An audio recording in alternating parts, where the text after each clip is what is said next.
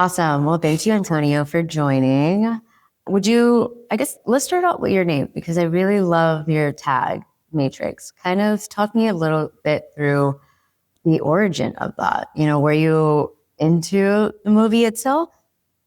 Yeah, I was definitely into the movies. So I'm a big science nerd. So I've been in technology for 27 years. So I started off, I'm a little older probably than some of the people that maybe listen to your podcast.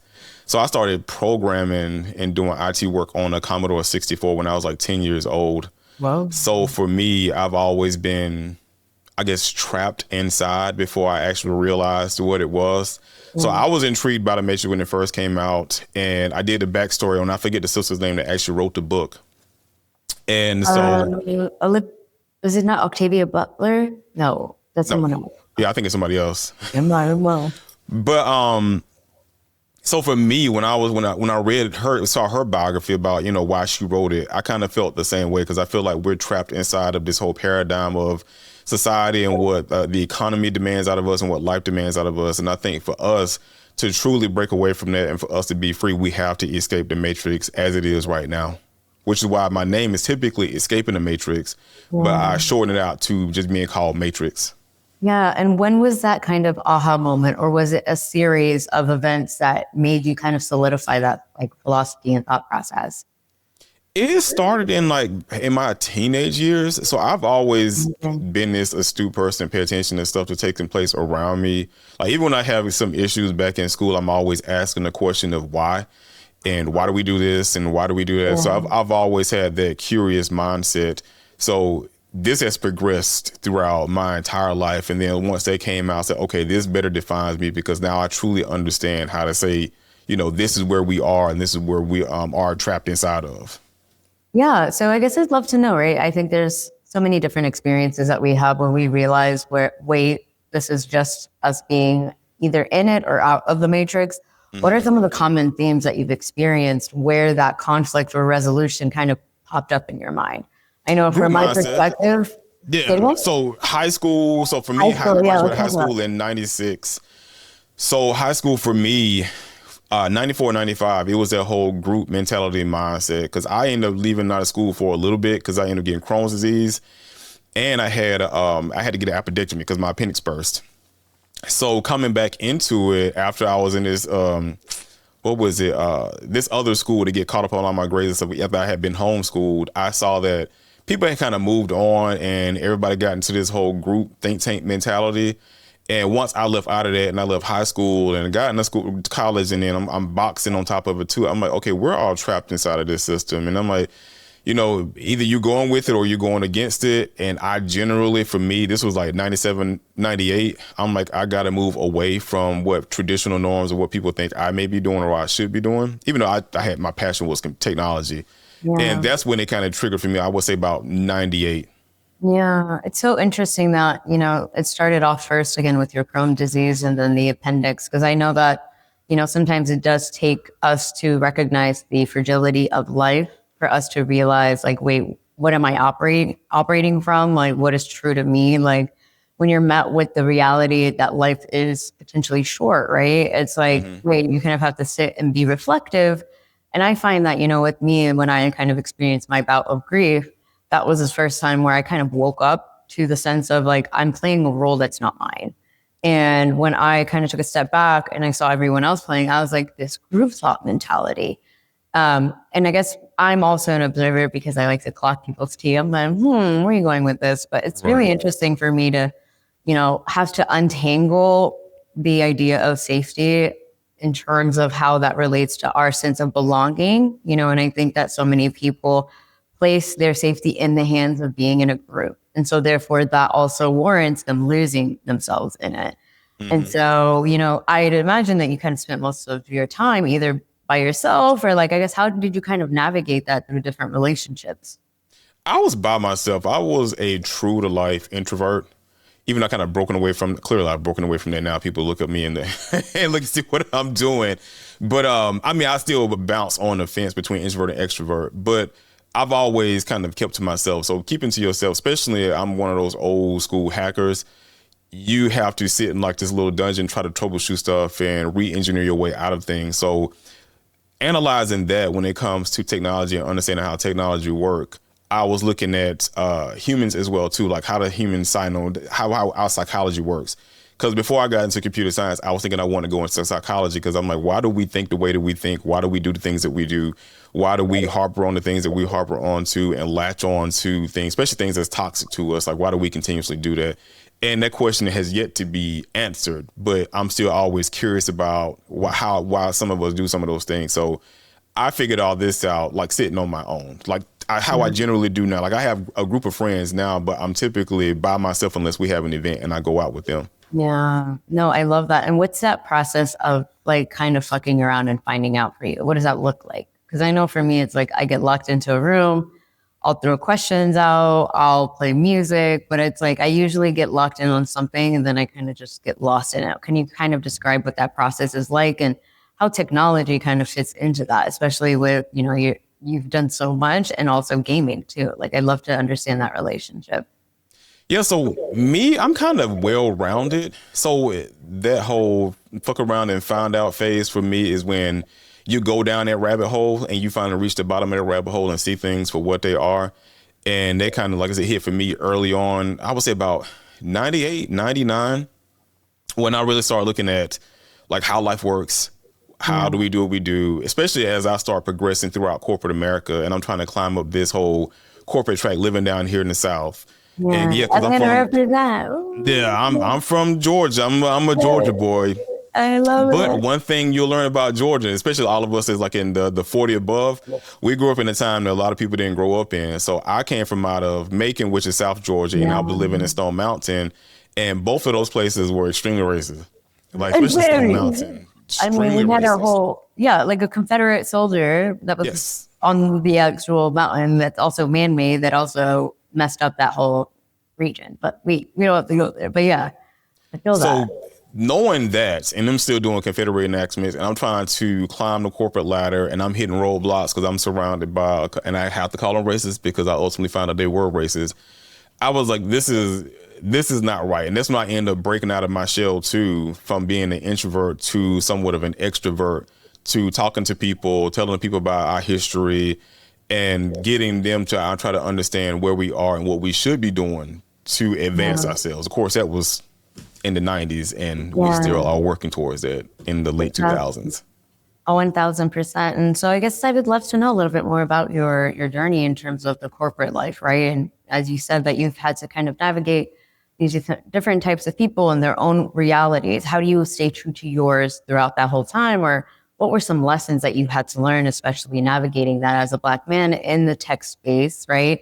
Mm-hmm. Also very rare. I myself I was also in tech for a while and consulting, and I was always the only Black woman in the office, in the teams. And it was really hard to not only have to fight my identity and my place of like worthiness to be there and to take on the responsibilities that everyone else has to take on, but I also had to prove myself to an instance of like showcasing that like I know what I'm doing, because a lot of people just didn't really, there's like a disconnect, like a wall placed between who they think I am versus what they imagine that to be based off of my external appearance or their own projections and racism. Yeah, so my journey was kind of multifaceted. So I had the racism I had to deal with, and then I had ageism I had to deal with. Yeah. So the ageism plays a part because one of my area managers, he looked at me and he thought that I would have been a good fit to get into management. I don't know why this man thought that, because at this moment in time, I'm still just a regular engineer sitting down doing my job, and I'm not saying anything to anybody.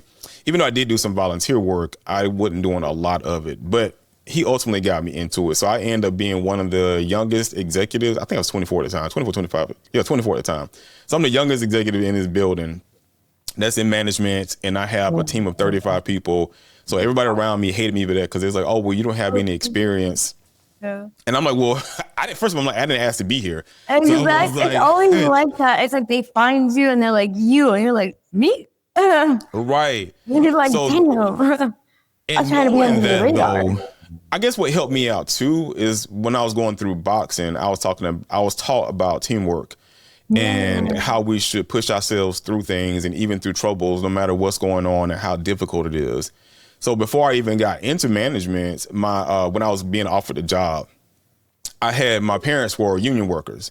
And in the union, the president would come to our house, and then once he found out they were scouting me to get in management, he was telling me, he was saying I shouldn't do it, but if I did do it, make sure I not be disrespectful towards our people, the union people, and treat them right.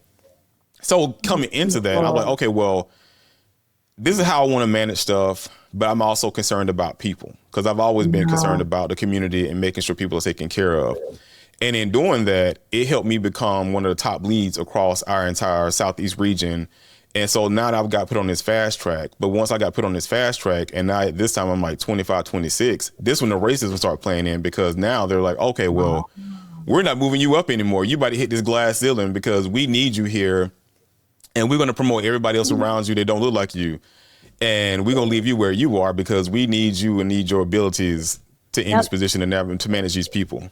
Oh my God, I just got transported back to every corporate experience that I have had. It's like the little dangling of the like, you're really good. If you keep going, you keep going. Oh, sorry, you can't go. You can't. It's so interesting. And I find that it's so interesting that they placed you in that, right? To take on more responsibility because they know that you have the capacity to do it. And they know that people not only will respect you, but you're a good leader. How were you able to break out of that? You know, I had to jump jobs and every time it followed me, but I was, eventually I had to do my own thing. That was the thing that I had to learn. Yeah, I did the exact same thing. So I had to leave after about, was it 12 years? I think it was 10 or 12 years at the company. I had to leave because, like I said, my team was a top across the region and I treated them like a family. So we would cook out every month, which kind of made everybody else mad because they were like, well, how are you still getting your work done if you got people out back cooking and grilling? And so I'm like, hey, you got to know how to do the work. And even me as a leader, I would jump in and help my team out. So if we were falling behind on like certain tickets or platforms that we were building, I would jump in and help them, troubleshoot the tickets and then build it out myself.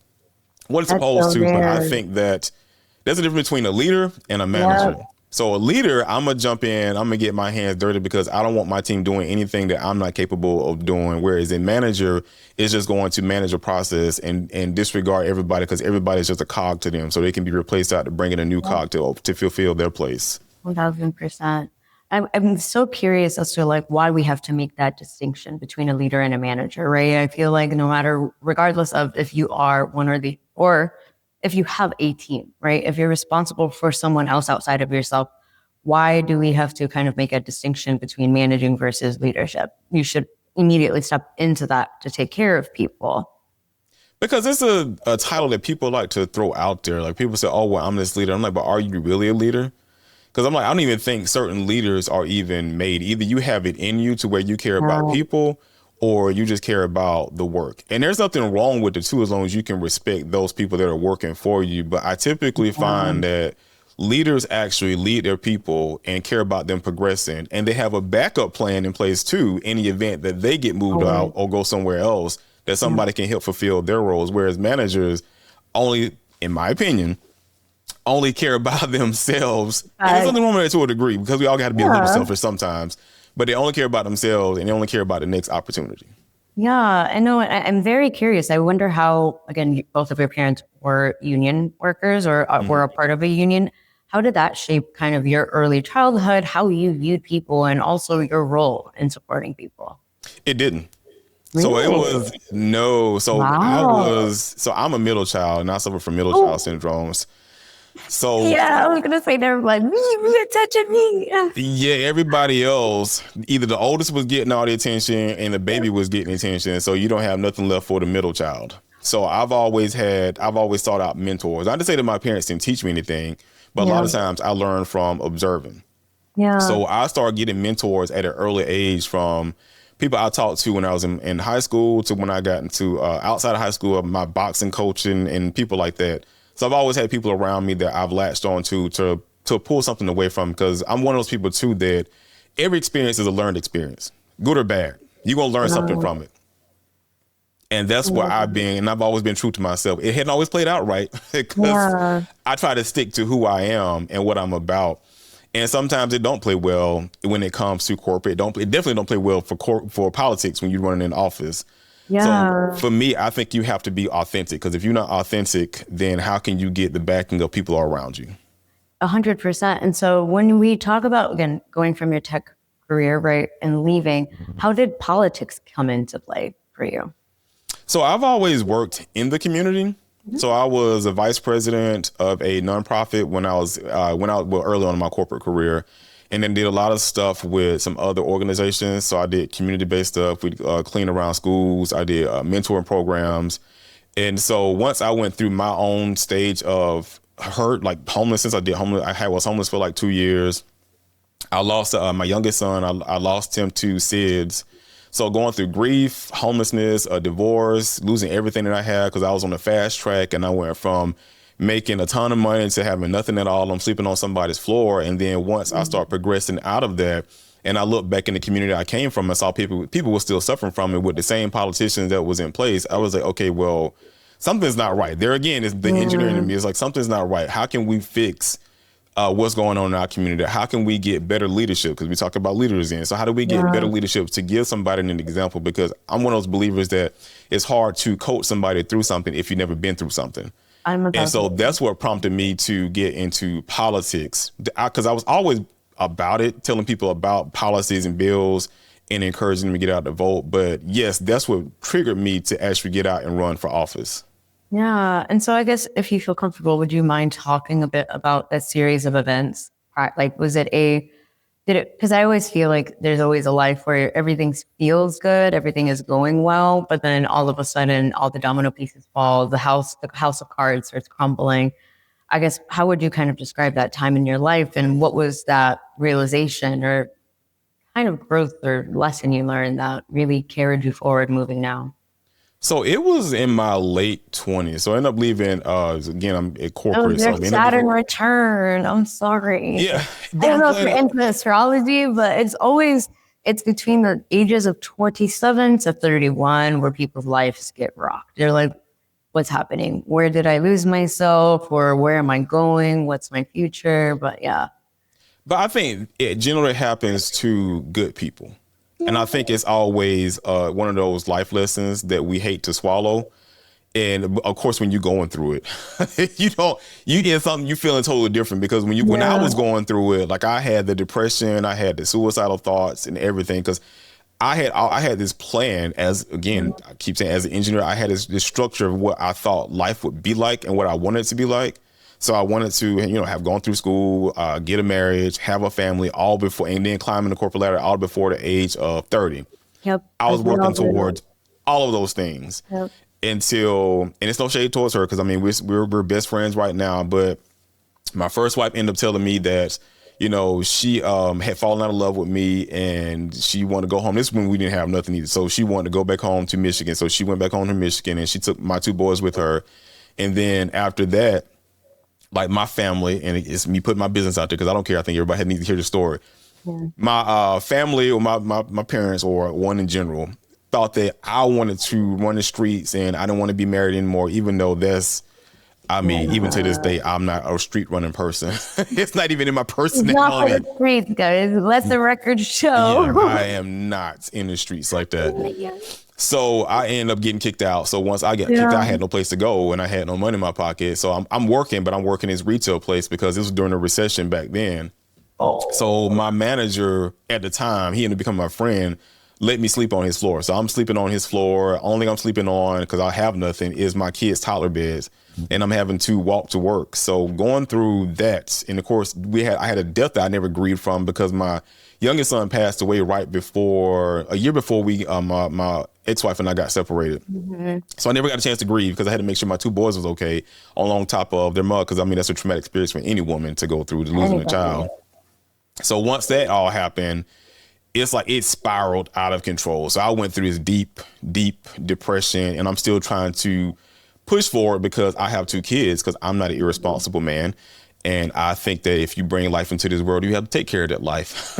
And I don't think anybody that, if you're not taking care of your family, I hate to say I wish the worst for you, but things need to happen, because I'm like, one thing it is, I Let the don't care if people you're a man or a know. woman, children don't ask to be here. Yep. And when they're here, I think it is your responsibility to ensure, not to spoil them if you don't have to, but to ensure that they have a good life, even sometimes at the sacrifice of your own sometimes. Yeah, no, and number one, thank you for sharing that. And I find it to be very admirable. And especially given where we are at right now as a society and thinking to the younger generation now with the overexposure of the internet and social media and their parents also on social media, it's like everybody's disconnected, but so much of like the parent child dynamic in itself no longer exists, or at least that responsibility that parents have to not only be a role model, but also understand that there's a life that they have to also shape, and to also take responsibility while navigating the unknowns and the craziness of life outside. So the fact that you had to go through all of that while still saying, I have to show up for my kids and show up in a way where it is hard, right? It's you're healing through a grief, a divorce, kids being gone, not having a whole family. Like that's like boom, boom, boom. And it is a real testament to your strength. So I just want you to acknowledge that. And I'm very Thank you. grateful that you, like, again, it's not easy. And I know that, like, especially when it hits that, like, for me, grief is like the unplug of like my whole system, like that's when I become extremely untethered. My whole life and foundation is crumbled. And I had to go through a process similar to yours of genuinely rebuilding, but also living and trying to take care of myself. But I will say I am at least a little acknowledging that I didn't have kids. Thank God, because that was too much to handle. But yeah, like I think, same here with like my parents thinking that I was everywhere I go, I create chaos, and having to be kicked out after I shared that I wanted to take my life, only to attempt to take it 7 days later after I was kicked out. And it's like in those moments, you kind of have to make that choice of like how you are choosing to do life differently. And I realized for my own self that so much of my life was dictated by others, like so much of my will to exist was around other people's satisfaction. And that was my plan, right? My plan was to climb the ladder, to have this life that looked good on paper, but I wasn't the one who wrote any of that down. And so in the season of you rebuilding, what was something that you told yourself that you were going to do differently now? Be selfish and think about myself. Because I mean, just like you. So, first of all, I'm glad you stayed and you made a decision to stay here. I appreciate it. Because it was hard for me, and not to say I didn't have those thoughts again. Because I mean, it even happened recently. But I just looked at my boys because I'm like, what would my boys think? And because this time they're younger. What would my boys do if I'm not here and it's just them? And their mom trying to raise them, and they're in a whole different state. Again, and this other thing too, I'm raising my boys from 3 states away because they went back to Michigan. Yeah. So I'm like, if their dad is not here, then that means somebody else may potentially come in. And I'm like, nobody's going to take over what I prayed I wanted for them to be here. Yeah, and that's very beautiful, and I love that. And so, like, I love to know, like, what is that kind of that father or that relationship that you want to embody with your sons, or that what you want them to say about their dad, like my dad's so like my dad was a big softie. He always made that known to us. He was like, I want you guys, like, I will always be grateful that my dad was the first person who I saw work, like who I knew has emotional intelligence, and also for it to come from a man where he owned all of his emotions, the tears, the anger. He showed us the full range of emotions and took accountability for that, and also showcased that that's not, emotion is not finite, an emotion is something you move through. So that's what I've learned from my dad. So I'd love to know, like, what's that, imparting wisdom you want to place on your sons? So for my boys, they can see that, I mean, like your dad too, like they know I've had my hard times and they've seen me cry too. Cause I would only time I would tell them to suck up a tear is if it has no action to come out of it. So if you're just crying just to be crying, yeah, it's like that. I mean, what are you getting out of it? Now, if you having some particular pain or like you're going through something, then it's okay to cry. But if you're crying because of a particular circumstance, because life may have gotten a little hard, and they say, okay, well, be in the moment as it is, but don't keep up with those same tears that come the next day. Yeah. And so they saw, throughout their childhood I called them every single day. We did affirmations in the morning. We did prayer in the morning. I made sure that, they spoke over, it was part of affirmation. They spoke over themselves and spoke over their day that they would have a good day. And then they saw me doing my activism work. So they participated in some of the protests I did.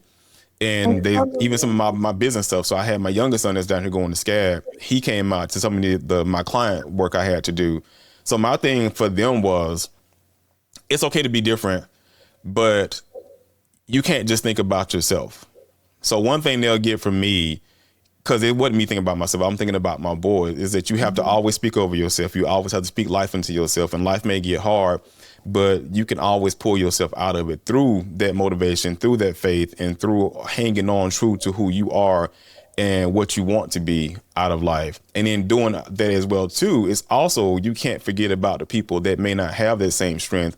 And you have to be a support system for them sometimes too, to either speak over them, if you can provide financial means of gifting to them, or just being present to let them know that you understand what they're going through, and whatever you can do to be to them, because you can't just, again, in life, we're all not meant to be here for ourselves. Yeah. Because that's how cells multiply. Yeah. It comes from connecting with other cells. So focus on yourself, be about yourself, but also recognize those who are in need and help out the community as well. 100%, because the only way you can be of service to other people is if you show up 100% yourself, right? Or, acknowledging how you're showing up, right? Because you play just a big role as much as what you give or do for people, right? Your presence, your energy, your as you said, the words you speak over yourself are the words that you will then tell to others at the same time. I would love to know a little bit more about kind of, after that stage of, working through the things that you had to go through and all the different healing aspects and getting back on your feet. What was that process like of rebuilding? So with you kind of, again, having to be with your friend or manager, I believe you had said. Mm-hmm. What was that like? Was there a moment where things started to shift? And what was that realization or shift that you had to either internalize or to kind of move towards? So after 2 years, after 2 years of being in that situation, applying for jobs, another opportunity came up for me to get into a management position at another company. I ain't gonna shout this company out because I don't like who they are. Cut it. But, it allowed me to start picking the pieces back up again. And so from once I got into that, then I started getting deep into my meditation again. I started getting deep into like my faith again, and just starting to believe in myself. And I was able to go from living on somebody's floor to getting an apartment, to renting a townhouse, to buying a house. And so I went through all of those things, and I'm still not, I haven't got to where I was at previously, but it amazes me to see where I was able to accomplish making less than what I was making before. 100%. And what do you think is the difference? Is it more of like you coming to, I think for me, it was more like realizing I didn't need all of that extra stuff. Like, I think I was so whole within myself that the material means that I needed to acquire were for my own well-being, like, food, a home, but like, I don't need the fancy ass stuff sometimes. But I guess what was that shift in material relationship for you? I mean, for me, I still want it because the desire is still there. You learn to survive off it, because when you don't have nothing, you learn to survive off the bare minimum that you have. So once I got to that place of I was making more, I was still living off of, well, I didn't have a choice but live off of, because I was taking care of my boys, which is why one of the things that I did commit to in doing that was I would give to my boys to make sure they don't have to go through the struggle that I had to go through, even at a sacrifice. Yeah. And after my boys graduated college, that's one of the things I've had to deal with, like internalize again, because now after 23 years, I'm having to rebuild myself because I gave them everything that I had. I'd have even considered that. It's like, I feel like being, again, a woman, I hear so much about motherhood, this idea that moms lose their identity when they take on, or when they have children, because they no longer are just them, they're someone's mom. How would you describe that equivalent for fatherhood? I never really thought or asked about that. I'm so sorry, man. I'm sorry, man.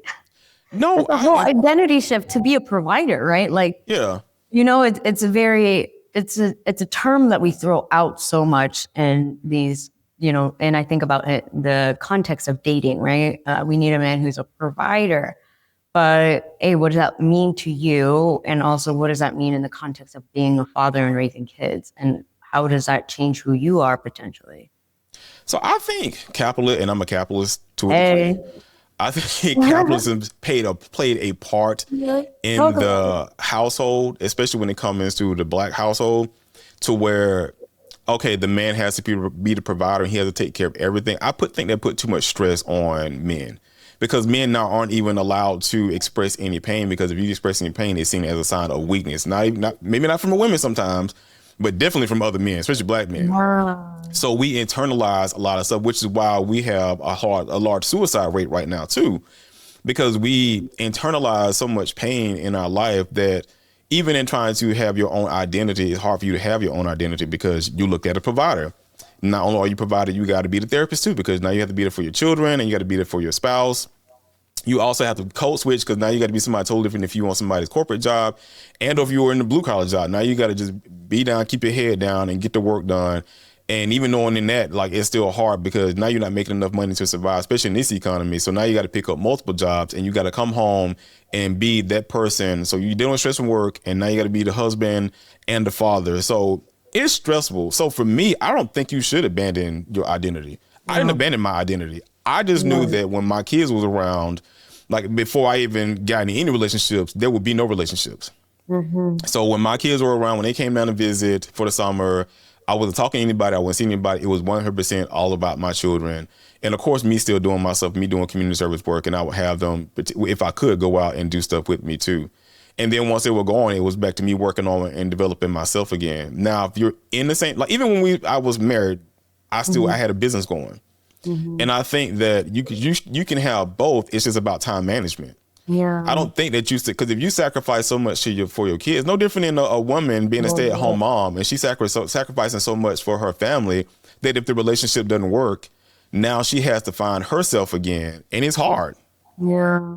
No, it is definitely. And I think you brought up a really good point around, again, like it's the gender norms and the roles that we play within these dynamics, not only in the husband-wife one or father-children one, it's again, one another. It's like you can't go to your homeboys and, talk about this stuff because they'll just tell you to be like, yo, dog, just take it on the chin. And I guess it is really interesting because I then think about it from the more female perspective where it's more of a fuck them. Yeah. They're not doing this. They're not stepping up.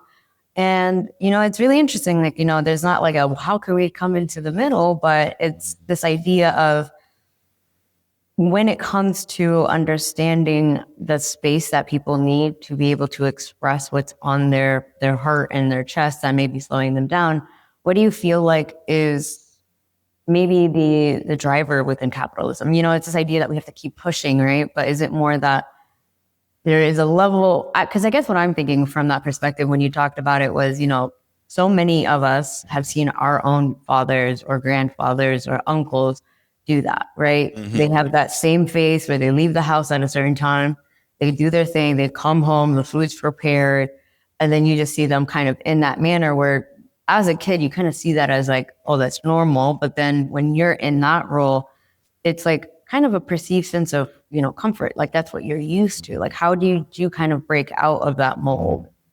So I saw it in my household too. So, cause my mom ended up being a stay-at-home mom. Yeah. After she was in corporate America, I think for 10 or 15 years. And she ended up becoming a stay-at-home mom. But my dad never really got to live his own personal life. Even he's a musician. Like y'all see the guitar behind me. He was a musician. Like everybody in my dad's side of the family, all musicians. Yeah. And he used to play for a church, but then, I ain't even get on the personal side of it, but he ended up losing himself. So I would say that, it needs to be a balance between both because as I'm talking about a man, I can only imagine how a woman would feel. Like it's hard to manage a household. And it's hard to you're giving your life to all these kids and you got to get life ready for your kids. And then you come home, now you got to be this wife to this man. And he may come home from having a hard day and he's grumpy as hell. And so now you got to be a therapist to him to calm him down. And then you really can't get too upset because you think he's a breadwinner. So that's why it needs to be a balance between both parties because if you're looking at the norms now, you look at the glitz and glam that's on social media, nobody ever posts a struggle. Nobody ever goes to No. struggle. It's always, okay, well, he bought me this and we have this nice big house and we have this nice car, but you don't see what the pain or stress it took to get to that point.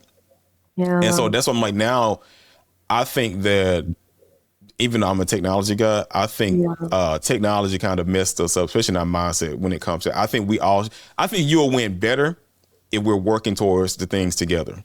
100%. Like, I think that's something that is a conversation that happens before the kids or like before you even get into a relationship. I think that's something that I at least was very grateful for to have seen that as an example for my parents because they both came from homes where they were kicked out of their family, right? So they were both orphans of some manner. And they came together and said, our goal is to have a family based on unconditional love that through, regardless of whatever it is, we will work through it as a unit and we'll make sure that the kids aren't brought in. Newsflash, the kids were definitely brought in, but it was more in the sense of, at least there's something about the acknowledgement of that really is helpful, the intentionality. And I think that's what's missing a lot in dating and a lot of relationships. And so many people turn to assumptions or they turn to gaslighting or what, certain thought pieces are. Like, again, people are talking about, boyfriends are embarrassing now. And something that is very kind of concerning on my end is like they're pulling us apart further and further from one another, where it's becoming a more like she said, he said situation. I'd love to know, because again, the age gap, like what are you now seeing in this realm of, the role that a man or a father should be providing that is no longer really talked about or values that are no longer brought in that we should be aware of? Like, I think provider is one thing, but that word has been skewed so much. So it analyzing stuff and how people feel online is that definitely women are winning. I won't disagree with that 100%. They are getting more education. They are starting more business. I mean, the stats show just that. But brothers are doing the same thing too. And the problem with that too is though they look more so towards, in my opinion, that the women are doing their thing, but then when you start, they want to adapt in society norms of the guy still has to be the provider while they're doing their thing. So what's theirs is theirs, and when the husband come in, what's his is mine too. Now sometimes it's not always the case.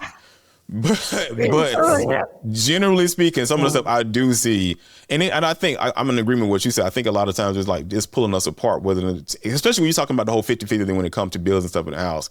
You see a lot of women say, well, a man should be the provider. And I'm like, well, if you're making money too, because I'm like, you're not a stay-at-home mom. If you're making money too, like, why would you not want to provide towards a household? I'm like, wouldn't it be more economically feasible if you're both are taking care of the bills and you can, or if one paying everything, then you're saving up on the back end to make sure that there is a safety net. Exactly. Because I'm like, I can only imagine, like I had to tell my boys this, I'm like, don't ever get into a relationship where a woman is looking at you and she wants you to give everything. And the only thing that she may give you is some emotional support, which is great but what happens if she leave?